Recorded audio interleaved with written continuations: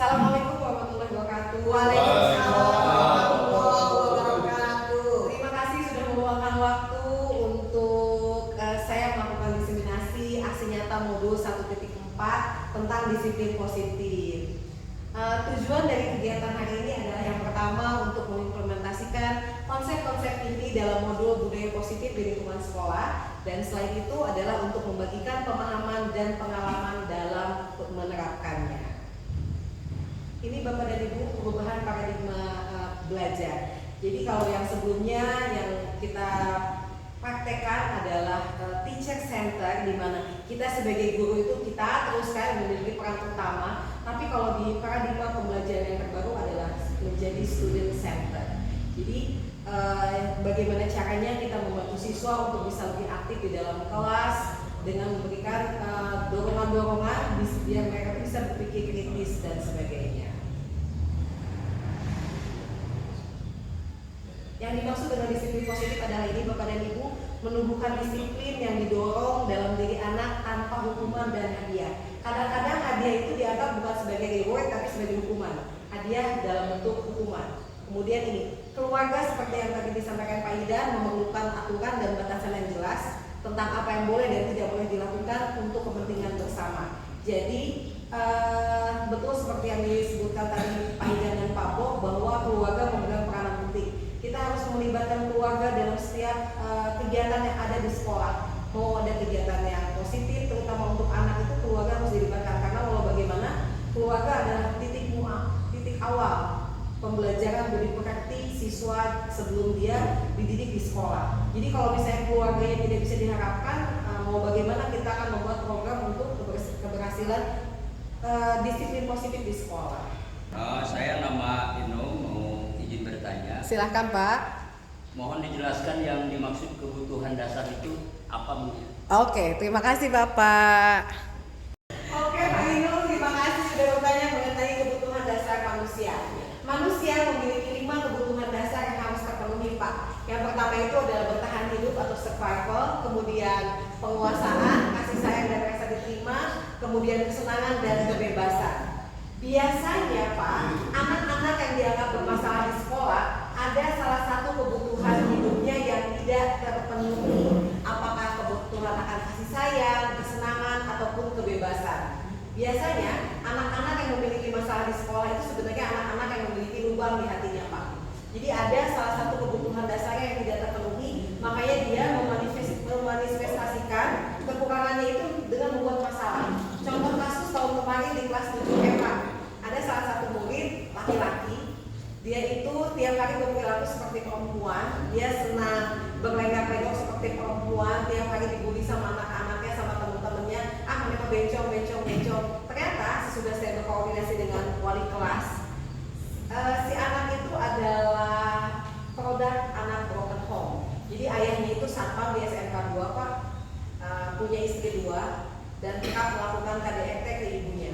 Jadi perilaku anak ini di sekolah itu manifestasi dari perilaku ayahnya di rumah. Jadi seperti itu mungkin Pak Inu. Iya, terima kasih. Terima kasih Pak Inu. Silahkan Madam. Assalamualaikum warahmatullahi wabarakatuh. Waalaikumsalam warahmatullahi wabarakatuh Madam. Izin bertanya. Mangga. Tadi luar biasa apa yang disampaikan, sangat menginspirasi buat kami yang hadir di sini. Tapi ada hal yang ingin saya tanyakan.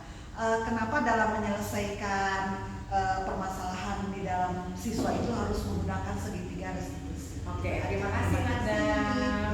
Terima kasih atas pertanyaannya yang luar biasa Madam. Jadi, kenapa harus menggunakan segitiga restitusi? Karena, saya siapkan.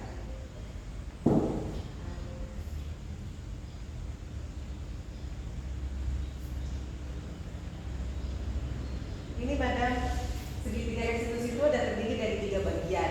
Yang paling bawah itu adalah menstabilkan identitas, kemudian validasi tindakan yang salah, dan yang ketiga, bagian yang ketiga adalah menanyakan keyakinan siswa. Penggunaan segitiga restitusi diharapkan siswa itu memiliki motivasi intrinsik untuk memperbaiki kesalahannya. Kalau selama ini kan seperti yang Bapak Ibu ketahui, ketika siswa membuat kesalahan, kita langsung memberikan hukuman tanpa mendengarkan penjelasan siswa. Kita tidak pernah menanyakan alasan dia datang terlambat, alasan dia tidak memakai atribut yang lengkap, kita langsung hukum, pokoknya kamu nggak pakai atribut, kamu harus bersihkan WC misalnya kalau hari Senin. Atau kalau misalnya kamu nggak pakai atribut, kamu harus berdiri di depan anak-anak yang lain. Padahal hukuman seperti itu tuh menimbulkan rasa tidak nyaman bagi siswanya, bukan menimbulkan efek jerah. Yang dia lakukan minggu depannya mungkin berubah, dia memakai atributnya, bisa memakai atribut, tidak datang terlambat, tapi bukan atas motivasi intrinsik. Dia melakukan itu karena tidak ingin dihukum, karena untuk menghindari rasa tidak nyaman. Mungkin seperti itu Madam penjelasannya. Terima kasih. Sama-sama Madam. Pak Idan, dari point of view seorang CGP yang sekarang sudah berubah menjadi GP gitu kan, implementasi nyata apa yang bisa dilakukan oleh Pak Bob dan Pak Idan yang sudah menjadi GP dan saya yang akan kedepannya akan menjadi GP untuk bisa mewujudkan disiplin positif ini di sekolah kita, tentu saja ke arah yang untuk merubah sekolah kita menjadi ke arah yang lebih baik. Itu tergantung setiap orang ya. Kalau menurut saya, pertama itu adalah penyamaan persepsi dari seluruh warga sekolah, dan jangan lupa kita ada pilar pendidikan. Jadi tidak hanya sekolah untuk pendidikan anak, ada orang tua dan ada masyarakat yang berperan penting. Karena dalam setiap proses pendidikan tiga hal pilar ini juga harus saling bekerja sama. Tidak harus sekolah saja yang harus disalahkan selama ini, karena orang tua dan masyarakat pun berperan penting dalam pendidikan seorang anak gitu. Dan untuk kedepannya kita harus menyamakan persepsi dulu antara pilar-pilar ini.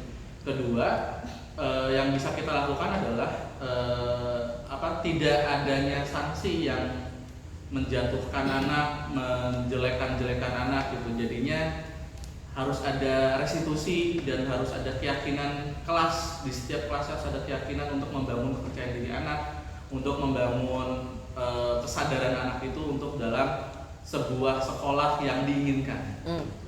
Yang nyaman dan aman gitu untuk anak-anak belajar. Oke, terima kasih Pak Idan. Pak Bob, menurut Pak Bob untuk menerapkan disiplin positif di sekolah, langkah awal apa yang bisa kita lakukan? Kalau untuk disiplin positif ya, untuk langkah pertama itu adalah pembentukan tim kecil terlebih dahulu. Jadi tim kecil ini terdiri dari beberapa unsur yang di dalamnya itu ada kepala sekolah, terus para wakasek, Yes, of course. sama para dewan guru yang dirasa memiliki kompetensi di bidangnya. Kompetensi dan mungkin concern ya. Nah, dan setelah itu nanti dimasukkan dalam program sekolah disiplin positif. Nanti kedepannya goalnya mau apa? Nah, dari tim kecil itu nanti dia akan merumuskan.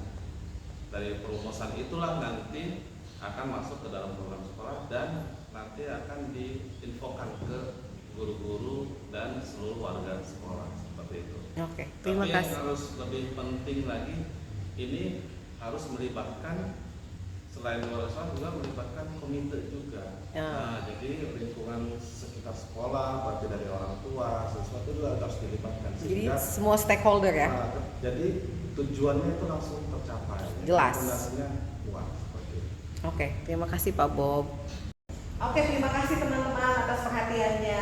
Saya harap untuk kedepannya kita bisa sama-sama mengimplementasikan apa yang baru saja saya paparkan hari ini. Tidak hanya saya, tapi kedepannya saya harapkan semua bisa mengimplementasikan disiplin positif di sekolah.